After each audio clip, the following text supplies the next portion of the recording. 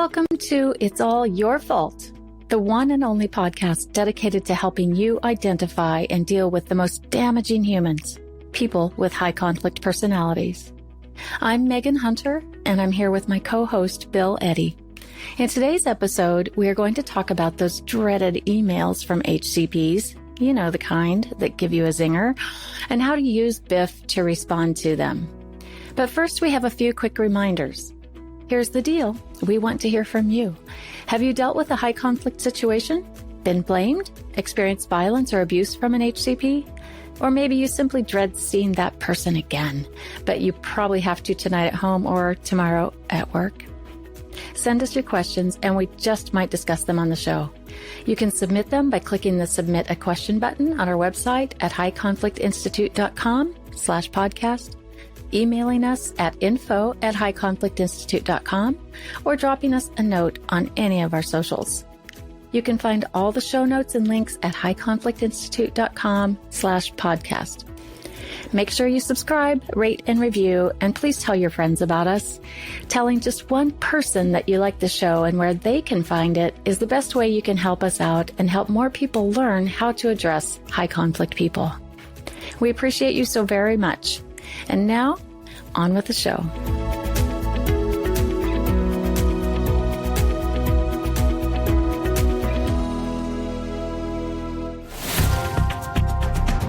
The impact of the written word, it can have the power to uplift or to destroy. You know, it can't be underestimated. If you've received a letter or an email, a text, a DM, social media post, anything like that, one that stung like a scorpion, you know the power that it can have. We call these hostile communications. So what is a hostile communication? It usually contains blame and personal attacks. Something about you as a person, like your weight, your height, your education, your socioeconomic status, or maybe even your race. So you read that email, your heart rate doubles. You either want to blast back or instantly delete and run. I'm sure if you've received one of these, you know exactly what I'm talking about. Mostly you never want to hear from that person again. It was far less common pre-electric communication, but now it's a matter of daily life, especially on social media, or even more so when the communication is coming from someone with a high conflict personality. War is waged on screen with HCPs, which is how we are referenced for people with a high conflict personality. And most people respond right away. And, you know, we kind of wonder, why do they do that? Why do we react? And why do we respond? Mostly it's because we think we need to defend ourselves. You know, someone's attacked us. So in this episode, we'll focus on why we do that, why the HCP does that, and how to do it differently using a BIFF response. We have 1,000 examples, but here's one between a brother and sister, Carlos and Maria. So they're emailing back and forth, and Maria, the sister, receives this email from her brother. Maria, you just don't get it. Oh, and by the way, it's in all caps and a lot of exclamation marks. You have to help me out. It's your responsibility as my sister, and you know it. Families help each other out in times of need, and I'm desperate now. Really, really desperate. I don't see how you can face yourself in the morning. Knowing that, I'm going to be living on the streets while you have your comfortable home. How can you say I don't matter to you? That I'm just a speck in your universe? You're so self-centered, Maria. I'm ashamed to have you for my sister. If you had any sense in your swelled head, you'd realize that there's only one right thing to do. You have to let me live with you until I can get back on my feet. It'll just be for a little while. Don't be stupid about it. Just get over it and tell me when I can move my stuff into your garage. Okay. Take a deep breath, right? That's a hostile email, I think. But, you know, we have the expert here on hostile email and how to respond to them, Bill Eddy. So, Bill, you are the creator and inventor of BIFF. And I know it's become very popular around the world, really. So where did it come from? What is it? Tell us all about it. Well, it started about in 2007, and I was giving a seminar, which you helped organize, and I'm speaking to about 20 family law professionals, lawyers, mediators, counselors, and 2 judges. And in the middle of the seminar, one of the judges raises their hand and says, "What can we do about these horrible emails that divorced parents send to each other?" Well, I'd been a therapist for 12 years, and by that point, I'd been a lawyer for 15 years. And so I'd gotten used to teaching my clients how to communicate. So I said, well, it needs to be brief, not very long at all. And it needs to just be straight information. And it needs to actually have a friendly tone, turn the hostile communication around, which you can do. And they said, "Oh, that's BIFF." I said, yeah, I guess so. And they said, well, if you add another F, then it's Biff the name, like the guy in Back to the Future, things like that. And I said, well, the other F's easy. It should be firm. It should end the hostile conversation. Doesn't mean harsh, just end the conversation. So after that, I got feedback that BIFF was the thing that people got the most out of that seminar, and they were going to go teach their clients and teach the people in court and all of that, this method. Well, I hadn't thought of it as a method before, but it became a method. I wrote an article. We started teaching a lot of people about it. And now I'm thinking we probably taught about 500,000 people between our seminars and our books. So that's pretty much where it came from. And the idea is, by keeping it brief, informative, friendly, and firm, that you don't engage the other person's amygdala. You don't hook their brain. You keep it calm, and you can really turn a conversation around. We designed it for high conflict people. So if you're responding to a high conflict person, then this helps you stay calm, because they often are coming at you with lots of blame, all or nothing thinking, unmanaged emotions like you described in that email, bold, all caps, exclamation marks, and extreme behavior. Because most people don't communicate that way all the time. It seems like a simple thing to do, and we think that we're all mature and responsible enough to avoid blasting back. But even, sometimes we get hooked and we blast back, and other times we think we need to defend ourselves, right? And it can just be extraordinarily difficult, especially when we're hooked emotionally with that amygdala, or as I like to call the amygdala, Miggy. So at this stage, when we're in this reactive mode, it isn't going to go well if we email back. So let's talk about the brain here. What is happening in the HCP's brain, and then what's happening in the receiver's brain? Well, what's interesting, there's like 3 aspects of the brain that seem to get involved here. And we're not brain scientists, but I read a lot of articles and go to seminars and trainings. So one is the amygdala. And the amygdala is kind of the smoke alarm. It just starts getting your attention and shuts down your thinking and wants you to fight, flee, or hide.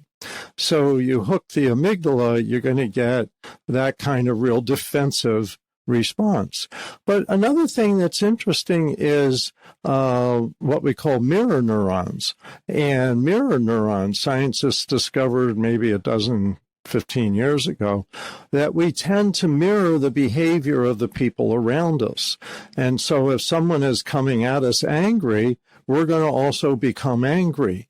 Now, sometimes we'll become angry with that person against somebody else, or we become angry against that person. So when you get a hostile email, you feel usually angry at the person that sent you the hostile email, and you're tempted to mirror what they've done. And when you read, and I've been on court panels where judges reading emails and saying, which one's the high conflict parent? And they just sound like each other, but they both think the other looks bad and they look good.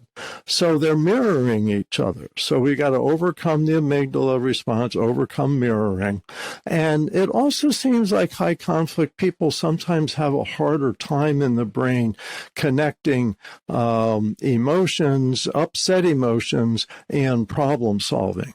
And so they have weaker connections in the brain for that. So they go to upset rather than problem solving. So that's why professionals and friends and family often need to step in and be the reasonable person to help them redirect. And BIFF responses are a big place you can help friend, family member, clients, etc., redirect what they're going to say. So the brain wants to get defensive and fight back, but in the modern world, that's not very successful, especially in an office or in a marriage. You want to find ways to be able to get along. And BIFF seems to be one of the ways you can do that, especially because when you're writing, you can pause an hour, maybe even 24 hours. Yeah, that's a good idea. And I've heard some people suggest that it's a fine idea to go ahead and respond, type it out, get it all out while you're upset, but just don't send it, or send it to yourself and read it as the receiving person and see how that feels. Right. I think that's a pretty good tip. So now, knowing how to respond is vital. But knowing when to respond is equally important. I think most people know, when to respond in most circumstances until it comes to high conflict people. So, they ask themselves, should I respond? Am I supposed to respond? Do I ignore this? If I ignore it, will the conflict and attacks increase? So I guess the question, Bill, is should we respond to HCPs every time we get one of these hostile messages, whether it's a DM, a text, an email? Do we respond, and do we do it with a BIFF? You want to always do it with a BIFF if you respond. And I suggest that rather than not responding, in many situations, a short BIFF, and usually BIFF response is a paragraph, 3, 4, 5 sentences, and that's sufficient, that a BIFF response tends to calm the other person a little bit more than no response. With that said, some high conflict people, you send them a good BIFF response, and then they come back again and say, and they say the same thing again. I consult with a lot of people. I was just speaking with someone this week saying, I'm tired of responding all the time. And I said, you don't have to do that. What you can do is do your first BIFF response, explain your point of view on the issue. If they come back again, say, I've said everything I was going to say on this issue in yesterday's email. And so that's briefer. And then the next time they send something, don't respond at all, because you've already said where it was addressed and that was all you were going to say on that issue. So you diminish your response rather than no response or constant response. Yeah, I can think of an example of this in my own life at a point where I was on a board of directors. I was nominated to be the president that year, mostly because no one else was, everyone else had already done it. So I was the next victim to run the board in a big conference. And someone else had kind of nominated themselves to be president, but we knew this person was going to really struggle in that role. And that's basically why the board came to me and said, please let us nominate you so that we can, we don't have a disaster next year. And I said, okay, but somebody has to tell this other person that, that I'm being put up for this. Well, it turns out no one did. And so the first time that they received, word about me being put up for president was when the email was sent saying that I was the new president, that the board had voted me in. So you can imagine with anyone, they might be upset, but when the person has a high conflict personality, they're going to feel extremely upset in that moment, right? Let's say they have a basic fear of feeling inferior or maybe abandoned, and they really need to feel connected. An email like that is going to make them feel those fears. And what's going to be the result? There's going to be a huge reaction. And that's exactly what happened here. This person emailed everyone on that board of directors. And within, 20 minutes probably, left voicemails, text messages, emails, and just in a complete, high conflict brainstorm, I guess is what I would call it. Accusing, blaming, dropping F-bombs, hurling insults. It was just really horrible. I didn't get one. I did not get an email or a voicemail until a day later. And it was not a blast, but there were some digs in there. And I knew that I needed to respond, number one, but I wasn't quite sure how to do it. So I basically took your path, Bill, your recommendation to just kind of definitely BIFF it. And I didn't know about BIFF at the time, but I did my best attempt. And I did get that second email back. I ignored all the digs and kind of the nuances and undermining and just focused on the facts and kept it friendly. I did get that second email, and I did exactly what you said. I just said, hey, everything I wanted to say was in that first email, and, look forward to seeing you at the next board meeting. And it calmed the person down. And I think if we can see these high conflict interactions in terms of, for them, it's a temporary reactive moment. They're very upset, and we tend to take it personally. So how, Bill, do we not take it personally? Well, I think it helps to have a few phrases you remind yourself of. And the one I'm constantly reminding myself of when I'm dealing with high conflict people and situations is, Bill, it's not about you. It's really not about you. They have a problem, and usually I'm in a professional role, and it's like my job is to help them. And so I don't have to prove anything to them. And so if they've written something angry at me, and I get my fair share of hostile emails in this business, then I can pause and write back and just focus on the information. So, thank you for letting me know your concerns. You may not be aware of such and such piece of information. I hope you find that helpful. Like you said, see you at the next meeting, or have a pleasant weekend, or whatever fits the situation. So it's brief, informative, friendly, and firm. Very structured. So I know you have 3 A's as well. What are the 3 A's that go along with BIFF? Yeah, so if you've written something and you're looking at it and go, is this going to be a BIFF response, or is this going to get me into trouble? The 3 A's are good to ask yourself. The first is, does it include any advice? Because that's not usually what someone's asking for when they send you a hostile email. And when you give them advice, you're going to increase their hostility instead of decreasing it. And I must add that where I see that happen the most is emails between parents of adult children and their adult children's response. So, Johnny, let me give you some advice. Mom, let me give you some advice. It doesn't work well either way, so just forget about that. You're singing to the choir here. I've been in that situation a couple of times. Yeah. Then admonishments, that's second A, is admonishments are talking down to somebody. Is say, let me tell you, buddy, you should never do this, or you should have reread the contract, or you should have, not done such and such. And admonishments make you feel like you're being treated like a child, and no one likes that. And that's going to make, especially a high conflict person, become more high conflict. The third A is a surprise, and that's apologies. You don't want to include apologies in your written BIFF response. And especially if if you're dealing with a high conflict person, if you remember the beginning, I said they have a lot of all or nothing thinking. So if you apologize for something very small, like I'm sorry I was 5 minutes late, something like that, then they're going to hear that you agree it's all your fault and that the whole thing is all your fault. And you put this in writing.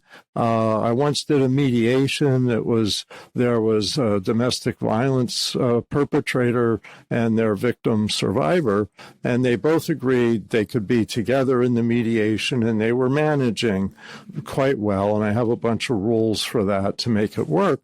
But at one point, the guy pulls out a crumpled up piece of paper and he says, "Remember when you told me it was all your fault?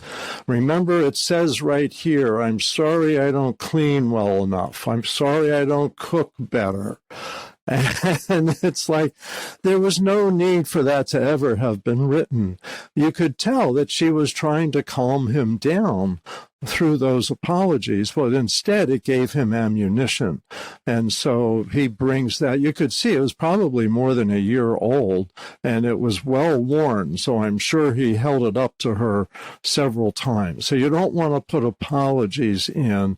There may be a structured setting for that somewhere else, but don't put that in writing in a BIFF response. So those are the 3 A's to kind of double check what you've written. It's really interesting as you and I've trained thousands of people all over the world, and we teach BIFF everywhere we go, and people kind of get hung up on this apology piece. And particularly in countries like Canada and Australia, where I'm sorry is one of the first things they will say. So kind of the way I've explained it is, if you've done something wrong, then it's okay to apologize. Would you agree with that, Bill? I mean, if you've really, truly done something horrible, not as opposed to just apologizing out of anxiety, your own anxiety, to calm the other person down. It's tricky. Practically speaking, I recommend you don't put the word sorry in a BIFF response at all. And if you've done something wrong and you're willing to admit it, I suggest you do it verbally, because once you've put it in writing, it gets used for all kinds of other purposes. So one thing, too, is people use that word like, I'm sorry to see you're in this situation. And what I've changed to now is I say, I'm saddened to see, because that's really what it is. I'm saddened to see you're in this situation. Because if I say, I'm sorry you're in this situation, they're going to say, yeah, Bill, and it's your fault. You should have last year done these 10 things, and then I wouldn't be in this situation. It's like, oops. So I'm saddened to be in this situation. But it's interesting you mentioned Canadians and Australians, because we both teach in those countries as well as all over the U.S. And I find that they're pretty open to the idea that maybe apologies and BIFF responses aren't a good idea. They still say sorry if they didn't hear you and things like that. But they do agree that it will help. And so I think it's amazingly international, the way you can apply this, because we all have the same human brain. And the idea is we want to focus on problem solving rather than triggering defensiveness unnecessarily. And by saying saddened, I really like that. Instead of sorry, is you're extending empathy, which is what their brain craves. Right. So right there, you have a win. Instead of in using I'm sorry, you give them a win in their mind, and it just keeps the conflict going. Absolutely. And what you're really trying to do is put a close to the conflict, and that's the firm, the last F. And so just have it be over. And most of the best BIFF responses don't get a response after that. I've helped people deal with hostile siblings, hostile exes, etc., with a good BIFF response. And I've even had people attack me. I give them a BIFF response. And I remember this one guy, he writes back, he says, "Thank you so much. I get it. I was stressed and I won't bother you again." And that's like what you like to get back. So the conflict is subsided. So As a divorce attorney, you've seen the stacks of printed emails that clients bring in and the long strings of back and forth texts between parents in these high conflict cases, where it's pretty typical in high conflict divorce. We also see it increasingly in the workplace, especially in organizations without solid communication policies. I work with companies, kind of in a consulting and training capacity who are really stretched very thin. There's never enough hours in the day to get the work done. And yet they'll spend hours and hours in meetings over one single email response.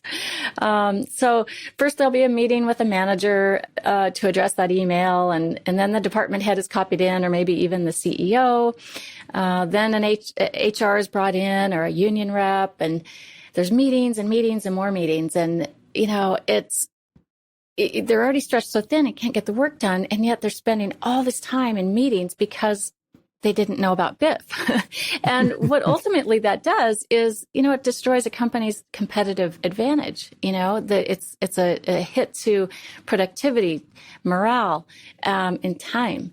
So these are, really communication strategies that companies really need to have. And if they don't have them, it keeps people at war and keeps draining the war coffers, I guess. So let's give an example here of how to use BIFF using the email between the brother and sister that we talked about a few minutes ago, Carlos and Maria. He's shamed and blamed her. So let me read it quickly again. And then Bill, if you will BIFF it, that'd be fantastic. So Maria, you just don't get it. You have to help me out. It's your responsibility as my sister, and you know it. Families help each other out in times of need, and I'm desperate now, really, really desperate. I don't see how you can face yourself in the morning knowing that I'm going to be living on the streets while you have your comfortable home. How can you say I don't matter to you, that I'm just a speck in your universe? You're so self-centered, Maria. I'm ashamed to have you for my sister. If you had any sense in your swelled head, you'd realize that there's only one right thing to do. You have to let me live with you. It'll just be for a little while until I get on my feet again. Don't be stupid about it. Just get over it and tell me when I can move my stuff into your garage. So, first of all, there's a temptation to want to say, wait a minute, I never said that you're just a speck in my universe. And I never said this, and I this and this. So that's the temptation. But let's see if this works. And that could be something she wrote out the first time. But remember, you just want a paragraph, and that's it. So let's see if this sounds like a BIFF response. Hi, Carlos. I got your email. I was thinking you should get a newspaper or go online and make a list of the rental homes in your area. Do you think you'd rather live with a roommate during this transition or get a smaller place on your own? If you want to show me the list, I can help you make some phone calls. So the history here, you can probably tell, is he's very demanding. He's got a lot of chaos in his life. He's losing where he lives. And apparently it has to do with his own behavior. And as you said earlier, he doesn't connect the dots from his own behavior to what's happening to him. So here's brother and sister who've had a lot of years as adults, and he's trying to depend on her in a way that she's burned out on. And so rather than saying, sure, move in with me, bring all your stuff and all of that, is she's really setting limits, but she's doing it brief. So that was a paragraph, straight information, focused on, and she's used to focusing him because he doesn't focus himself. Focus him on getting lists, and she'll help look at the list. So she'll help. She's a good sister. The problem is she's been too good of a sister, and she's done too much taking care of him, and she's trying to set limits. So, and this example comes up all the time. I give a workplace training, and somebody comes up and they say, this is interesting, but I'm going to use this with my brother, because that's where it's really difficult. So it's brief, it's straight information, it's friendly. She doesn't get hooked at all by all the terrible things he's saying about her, saying she's a horrible person and can I move in with you? And it's firm. It's like that's all she's discussing. Now, you notice she doesn't have to say, no, you can't live with me. That's implied. in her paragraph. So she's focusing on the positive, on what to do. And this is a subtle thing, but when you focus on the negative and that you're saying no and what you're saying no to, that often triggers a high conflict person into overdrive. And so now they're even more angry with you. So rather than emphasizing no, is emphasize what you're going to do, which makes it clear that she's not having him live with her. So I personally think that's a good BIFF response. Well, I like that. And what you've taught me is that it's either a BIFF or it's not. And so I've learned to BIFF it once and then BIFF it again. And if you still feel like there might be a little bit of a zinger in there, because, sometimes can be a little hooked emotionally, then, have a colleague or a friend or someone who's not involved in the situation BIFF it again for you, because they don't even have to know about BIFF, but they'll read it and they'll get it. They'll see where that emotion is. Yeah, actually, this is a good time for me to mention. So recently I saw a lawyer at a conference who taught his divorce client, to use the BIFF method. And he said she's been writing with that method for 6 months. And the hostile ex is now writing back in the BIFF format, and he doesn't even know it's a method. So it is contagious. Maybe 6 months, but hey, if you can calm down a high conflict divorce, that's worth a lot any day. Oh, yeah. Don't you know it? It's, it's a whole industry, basically, people that have to deal with high conflict communications in a divorce co-parenting situation. They just feel trapped. They feel like they're hostage to these communications. And when they find BIFF, it just gives them a structure and really brings calm and peace into the situation. So I have a little example here. So this is between co-parents. When I got Kalen today, so Kalen's the child, he had an ear infection and needed to be taken to the doctor. The doctor said it was obvious that he got sick at your house over the weekend and you did nothing about it, all caps. He prescribed antibiotics, which you will need to make sure he takes twice a day in his ear. I am sending the bottle with him to school tomorrow, so make sure he has it in his backpack when you pick him up. Once again, you have been irresponsible about Kalen's health care, and I have to clean up after your irresponsibility. I will discuss this with my lawyer and decide whether to return to court to reduce your parenting time for the health and safety of my son. All right. Is it hostile? I'd say there's a little blame, a little all or nothing, some unmanaged emotions, and some extreme solutions. So let's try a BIFF response. Thank you for taking Kalen to the doctor. I will follow the directions for his medication. I was not irresponsible with Kalen, and he had no signs of an ear infection while with me. As you may know, those symptoms can come on very quickly. I am fairly sure the doctor did not tell you that he obviously got this ear infection while with me. I will keep you advised of our son's condition while he is with me, with the our son's capitalized. So is this a BIFF response? Is it brief? Well, it's 1, 2, 3, 4, 5, 6 sentences. So it's close. Yeah. Would you say, Bill? Yeah, close. There's a couple other things in there, though. Okay, let's talk about those. Is it informative, friendly, and firm? Somewhat. Where do you see problems? It says more with informative. You don't want it to be defensive, justifying emotional opinions, etc. Just straight information. And there's some defensiveness in there, that it's I was not irresponsible. That's emphasizing the negative. That's going to escalate things. And it's not friendly. It's a little bit hostile there back. And it's understandable, but it's not really a BIFF. So I think those need to be revised. So that's a BIFF fail, but not a complete fail. So let's try to BIFF it again. Thank you for taking Kalen to the doctor. I will follow the directions for his medication. He had no signs of an ear infection while with me. As you may know, those symptoms can come on very quickly. I will keep you advised of Kalen's condition while he is with me. And there you go. What's that? 4 sentences. Yeah. And 1, 2, 3, 4. That sounds good. It's brief. It's just straight information. He showed no symptoms when he was with me. You don't have to say I was not irresponsible. And just say, it's like for your information. If you can think of the phrase for your information before each sentence, you don't have to write that. But if you think of that, that keeps it just straight information. And it's friendly tone. I'll let you know how he does. And it's firm. It ends the issue. There's no need to discuss it further. Right. No advice, no apologies, no admonishments. And so with that, it takes just a minute to biff yourself, right? So with that, you can save yourself so much grief and headache. And I guess the main thing is really for the receiving party to be disciplined. You have to be disciplined to use BIFF until it becomes kind of a matter of practice, and it will become very normal once you feel the benefit from it. And because it is very, very empowering, and people who use this have a major change in their lives. Exactly. I want to quickly mention, I gave a training once to 1,100 people for the district attorney's office in San Diego.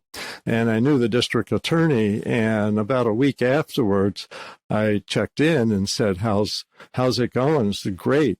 Now, when there's a problem, someone says, you need to biff them, and everybody knows what they mean. So you got 1,100 people writing biff responses. It really can calm down an office, and they can calm down all the upset people that they're dealing with in the community, which really helps.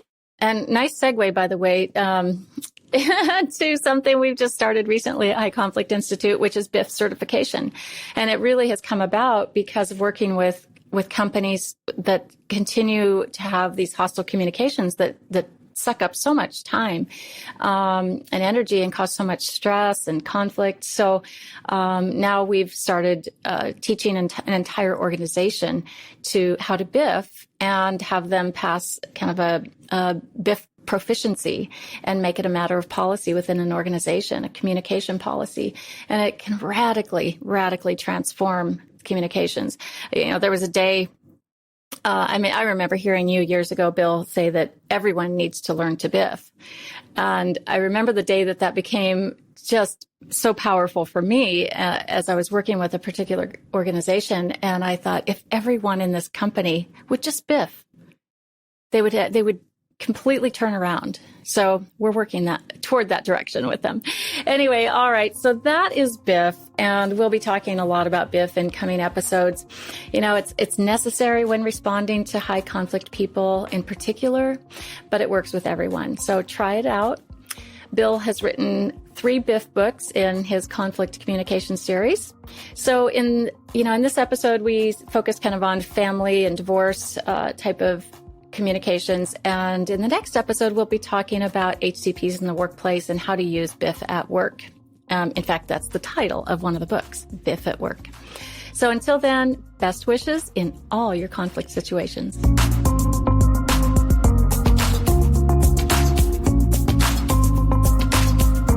That was it. We hope you enjoyed this episode. Thanks for listening through to the end. And we hope that something in this episode helps you connect the dots about high conflict people and find the missing piece.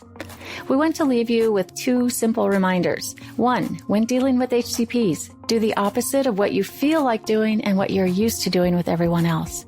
And 2, please don't tell anyone you think they're high conflict or have a high conflict personality. It won't go well for either of you.